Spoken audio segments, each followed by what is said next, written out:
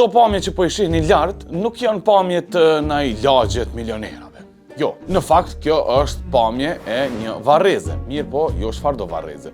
Varreze e kartelit. Kjo është Ardines Unmaja, që ndodhet në periferi të qytetit Culiacán në Meksik. Edhe këtu të vdekurit nuk pushojnë në paqe, këtu të vdekurit pushojnë në luks. Besoni apo jo, secila prej këtyre varrezave kushton $500,000 e disa prej tyne edhe më shumë. Brenda këtyre varrezave luksoze ndodhen disa nga anëtarët më të fuqishëm dhe më brutal të kartelit që kanë jetuar ndonjëherë. Por paramendojeni, brenda atyre ka edhe Wi-Fi, televizion, edhe klimbile që shkojnë atë varrezat e qesim në lojë. Këtu definitivisht shtyhen se kush shtin më shumë pare në varreza. Për shembull është rasti i El Pollo, që është vëllau i El Chapos, që thuhet se shpenzoi mbi $1 milion për një kompleks masiv, i cili ka 5 ndërtesa që lidhen me njëra tjetrën. Po, mos harroni, është vetëm varrez. E po flasim për një varrez që është me mermer italian, me kupola të veshuna me ari, e bile